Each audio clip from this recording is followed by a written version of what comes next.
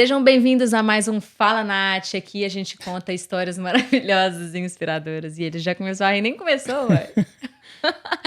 Aqui eu falo e o meu convidado fala mais ainda. Hoje eu tenho um convidado muito especial. Ele que é pai da Júlia e da Laura.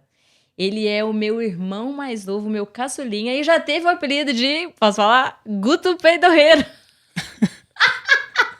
Seja bem-vindo, Luiz! Uma salva de palmas! Obrigada.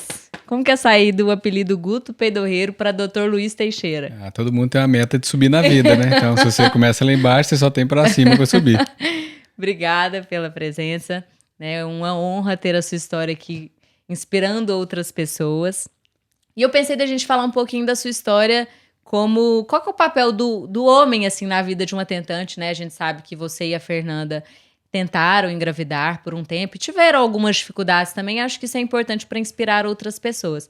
Vamos começar do começo, né? Você enrolando a Fernanda. Quantos anos vocês namoraram mesmo? Bom, eu e minha esposa, nós temos hoje 11 anos de relacionamento, né? Então foram 6 anos de namoro, 1 ano de noivado e agora 5 anos de casado. Então, 4 anos de casado, na verdade, né? Esposa não assiste essa parte. Então, foi mais ou menos esse período, né? Então, a gente começou a namorar muito jovem, período ainda de faculdade, então o momento não poderia incluir matrimônio ou eventualmente até constituição familiar, colocando filhos aí nessa parada, né? E aí chega um momento que o casal percebe essa necessidade, né? Então, a água desocupa muito, né? Então, chegou um momento, final de residência, né? Já começando a atuar na área da especialidade da reprodução, você começa a lidar todos os dias com a dificuldade, vendo mulheres jovens com baixa reserva ovariana. Minha esposa na época usava Mirena, né? Então não tinha pretensão de filhos naquele momento, a expectativa era aproveitar muito mais, fase inicial de casamento, né? Juntar dinheiro, etc. E falou, vamos avaliar a reserva, vamos ver como é que tá, vamos começar nosso planejamento de vida de uma maneira geral em termos familiares. Foi quando veio a primeira surpresa, né? Fernanda era jovem, tinha 29 anos e tinha uma reserva ovariana muito baixa, né?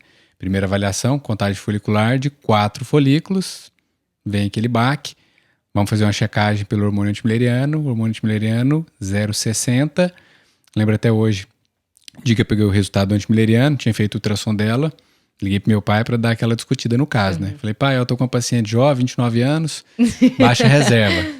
Contagem folicular de 4 e antimileriano de 0,6. O que você acha? Ele, você já sabe, né, Guto? Ou congela ou corre para namorar. Falei, pois é, a Fernanda. Ele, sério? Falei, sério. Ele, não, então tem que olhar isso daí. Então, como a gente já vivia isso aí no dia a dia, foi quando a gente sentou e conversou, né? Temos 2 caminhos a trilhar. Congelar óvulo para não ser pego de surpresa lá na frente ou, eventualmente, tirar esse Mirena e começar a tentar de imediato, né? Foi quando a gente chegou num consenso e falou, não, vamos tentar, né? Então, tirei o Mirena dela. Nessa primeira tentativa, a gente não teve dificuldade para conceber, né? E aí talvez o grande erro de quem pega esse tipo de exame é fazer essa confusão, né? De que baixa reserva ovariana possa ter relação direta com dificuldade gestacional. Sim. E isso vai estar atrelado mais diretamente ao fator idade da paciente. Como a Fernanda era jovem, a gente não teve dificuldade para conseguir gerar a Júlia, né? Então a Júlia foram um pouco mais de 2, 3 meses de tentativa, se não me engano, e aí a Fernanda já engravidou espontaneamente, né? Foi no auge da época da pandemia, então praticamente nenhum amigo viu a Fernanda grávida, da primeira gestação. Foi na época dos lockdowns, tudo fechado, ninguém trabalhando, não via meu pai, não via você. Então, primeira gestação teve esse fator facilidade da tentativa, mas frente à surpresa do momento. Então foi mais ou menos aí, nesse sentido. E como é que foi para Fernanda receber esse diagnóstico de reserva diminuída? Assim, como que foi ter uma paciente dentro de casa com um diagnóstico de reserva diminuída? Caso de Ferreira, espeto de pau, né? Então, nós já tínhamos muito tempo de tentativa e ela nunca tinha sido avaliada nesse quesito reserva ovariana, né? Postergamos um pouquinho, apesar dela ser muito jovem e da gente não ter esse planejamento para aquele momento, até que a surpresa veio, né? É sempre um baque, né? Para ela, para mim, mas para a mulher principalmente, porque você começa a trazer pensamentos que antes você não tinha, né? Nossa, será que eu nunca vou conseguir ser mãe, né? nossa, eu vou ter que ser mãe nesse momento em que eu não tinha pretensão, né? Vou ter que ser mãe no Mudar os momento planos de vida, em que eu né? não tenho maturidade para isso, né? Uhum. A verdade é que, na verdade, a gente nunca está pronto para o próximo passo até que ele acontece e você vê que você sobrevive igual todo mundo sobreviveu, né? Mas Ainda fácil mais não é. vocês que gostavam de fazer conta, tabela, não, eu preciso ficar milionário, rico, né? E aí a reserva ovariana vem pra falar, opa, É por isso que eu não tô rico até hoje. Então, mas foi uma grata surpresa, né? Hoje a Júlia é a melhor coisa que aconteceu na nossa vida e indiretamente coincidiu momentos familiares, né? Nicolas, Júlia, Luísa hoje a gente tem filhos e da mesma idade, que convivem muito, né? Então isso foi muito bacana. E também teve a experiência de eu ter tido o diagnóstico de uma reserva ovariana diminuída e também ter tido uma gestação natural mesmo com essa dificuldade. Eu acho que também isso acalmou ela de uma certa forma, porque ela viu que mesmo eu tendo uma com reserva certeza. diminuída, né, Como eu você nunca consegui tinha tido a engravidar. dificuldade, e a gente tem exemplo em casa, principalmente do diagnóstico de menopausa precoce, que é o perigo e a preocupação maior, né? Nossa mãe teve menopausa precoce, A nossa mãe menopausou aos 35 anos, então a gente já tinha um histórico familiar. sim, mas do lado da família dela isso nunca aconteceu, né? Então os familiares dela nunca aventaram dificuldade e nunca tiveram esse tipo de diagnóstico. E isso reforça que você pode ser a primeira da sua família, da sua geração e tudo mais a manifestar esse tipo de diagnóstico.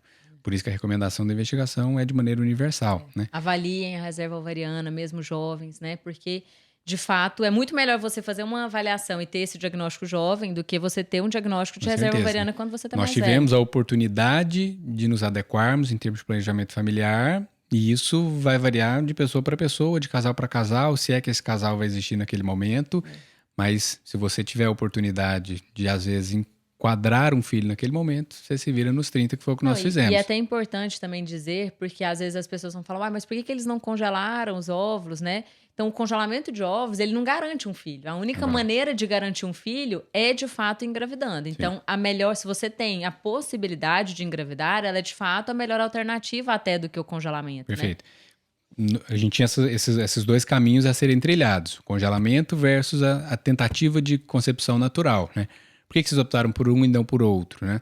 No começo a gente até discutiu: será que a gente congela para depois começar a tentar? Será que a gente já tenta de primeira, né? Como o momento, apesar de não ser o momento que a gente imaginou para a gente em relação a ter filhos, proporcionava essa capacidade, né? Em termos de momento de profissão, em termos de estabilidade financeira que a gente já tinha, estava começando a atingir, a gente optou por não, vamos tentar e vamos garantir que a gente tem pelo menos um, né? O segundo a gente vê depois como é que fica. E aí vem a história do segundo filho, né? Então a Fernanda tinha uma reserva diminuída, não teve dificuldade para engravidar, engravidou e a Júlia nasceu, tudo bem, perfeito, né? Aí chega um momento em que você tem o desejo de aumentar ainda mais essa família, né? Como diz o nosso pai, né? A primeira e melhor coisa do mundo é um filho, né? E a segunda? A segunda é um irmão, né? Que seria outro filho. Então, quando veio o desejo do segundo filho, que hoje é a Laura, aí sim nós nos esbarramos mais uma vez. Vamos atualizar esses marcadores que já estavam ruins? E mais uma vez, para nossa infelicidade da surpresa, a reserva que era ruim piorou ainda mais, né? Então, que ela tinha uma contagem folícular de 4, caiu para uma média de 2 a 3, um antimileriano de 0,6, caiu para um antimileriano de 0,37. Agora, Fernanda aos 31 anos. Não, vamos fazer o caminho inverso. Vamos congelar para depois iniciar um período de tentativas. Foi assim feito, né? Fernanda congelou. Hoje a Fernanda tem 5 ovos congelados aqui na Perfeito conosco. E começamos o período de tentativas, fazendo só namoro programado, estratégia de mais baixa complexidade, uma vez que ela nunca tinha tido a dificuldade. E aí começamos a esbarrar nas sucessivas negativas, né? Aí começa já, E né? aí começa Aquelas a frustrações, parafernália, né? angústias. Angústia, ansiedade. Nossa, meu filho vai ficar velho, o segundo não vai vir, vai gerar um distanciamento. Será que eu vou ter que partir para um tratamento de mais alta complexidade? A cobrança social do lado feminino ela é sempre maior, né? Então, os pais, os avós, os amigos mais próximos ficam aqui, o segundo vai vir, o segundo vai vir. Como se a gente tivesse controle sobre isso, Como se a né? gente tivesse controle, como se a gente já não estivesse tentando há alguns meses, né? Então foi quando a Fernanda, quando a gente atingiu ele 10 para 11 meses de tentativa, a gente decidiu, não, vamos fazer uma fertilização in vitro. E no mês anterior a essa decisão, eu falei, beleza, vamos fazer a fertilização in vitro, então vamos te preparar para essa fertilização in vitro.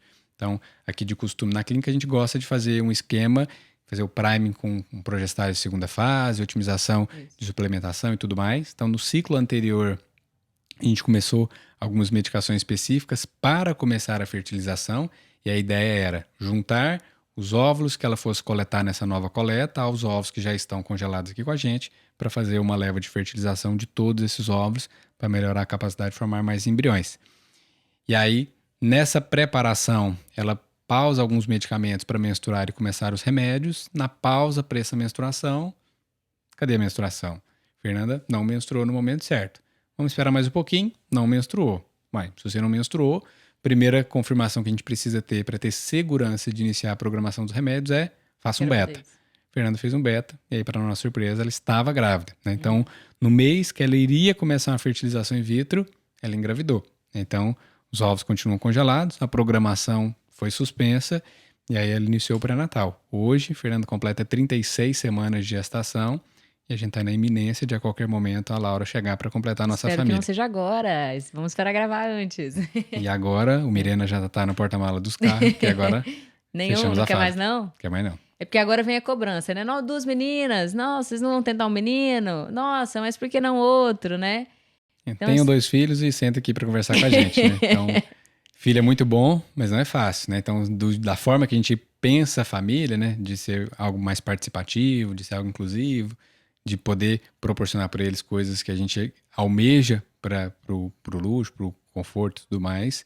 Quanto maior, mais diluído isso pode se tornar. Caro, né? Então, caro uma criança. É caro e custoso, principalmente no que é o mais difícil de fornecer para eles, que é tempo. Né? Hoje a gente tem um tempo muito escasso. Né? Então, se tiver mais filhos, você vai ter mais dificuldade de oferecer o tempo para eles. E nessas tentativas aí, nesse quase um ano de tentativa para chegar à gestação da Laura, o que você sentia, assim, em relação... Como que é o papel que você acha do marido em relação a essas tentativas? Porque, de fato, foi angustiante para Fernanda, né? Foi muito frustrante cada beta negativo. E sabe o que eu acho engraçado? Que ela falava, né, abertamente. Que a grande maioria das pessoas que tentam engravidar, às vezes elas tentam em silêncio.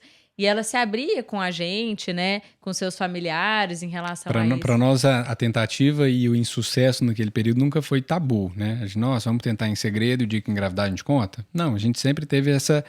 A gente sempre foi bem resolvido nesse quesito, né? Então, talvez por trabalhar com isso, talvez por ter uma desmistificação dessa dificuldade, então a gente achava mais confortável falar do que esconder e fingir demência se alguém comentasse algo do tipo, né?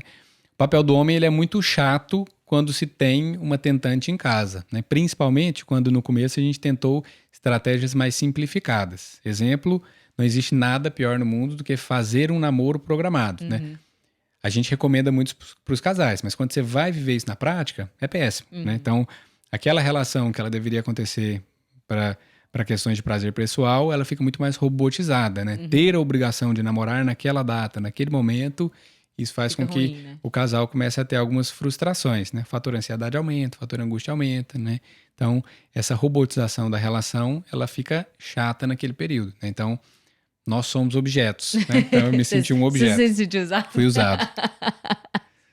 Mas, graças a Deus, deu certo. Mas valeu a pena, valeu né? A pena. E que bom que a história de vocês foi uma história de sucesso, até porque a gente tem essa convivência, né, no nosso dia a dia, na nossa experiência. E é bom sempre falar para as pacientes que a reserva ovariana diminuída, ela de fato não significa dificuldade e nem facilidade para engravidar. Você vê que da Júlia vocês engravidaram de maneira fácil. E da Laura, apesar de estar dentro daquele prazo que a gente considera normal, vocês não tinham um diagnóstico ainda de infertilidade, mas já gera toda aquela frustração e tudo mais, né? E qual que é a dica que você dá, então, para as pessoas que estão nos assistindo? Fundamental, né? Avaliem sua reserva ovariana, planejem a sua constituição familiar da base, né? Quando a gente fala de planejamento familiar, isso inclui ir num ginecologista para receber o anticoncepcional para prevenir gestação não planejada, mas isso também inclui avaliar a sua capacidade reprodutiva para saber o impacto que esse futuro adiamento pode ter sobre essa capacidade de concepção familiar. Então, sem sombra de dúvidas, é isso, né? O paciente tem que entender que a idade é que manda. Então, doutor, vou ter facilidade ou dificuldade? Quantos anos você tem? Isso é o mais importante. Em segundo plano, seu estoque de ovos. Então, não deixar para depois o que possa ser feito antes, porque sobre a idade a gente não interfere. Sim. E avalie sua reserva ovariana para saber. Você tem tempo para gastar sem que isso lá na frente tenha um custo alto, né? Nem todo mundo vai ter essa oportunidade. Então, graças a Deus, a gente conseguiu ter essas informações em tempo adequado para não sofrer impactos negativos. E hoje, graças a Deus, a gente está com a nossa família linda e constituída. sabendo que a baixa reserva não trouxe nenhum tipo de comemorativo negativo pra gente, né? Então, graças a Deus, história feliz. Obrigada por falar aqui a sua história maravilhosa, da Júlia, né, da Laura, que a gente está aí na expectativa para ela vir com muita saúde, se Deus quiser. Obrigada pela sua participação. Obrigado pelo convite. Se você não me convidasse, eu abriria a porta de toda forma, porque eu moro aqui do lado. Eu acho que eu fui meio obrigada, mas eu achei que foi legal, valeu a pena. E é isso, ficamos aqui com mais um Fala Nath, em que eu falo, mas o meu convidado fala muito mais. Obrigado.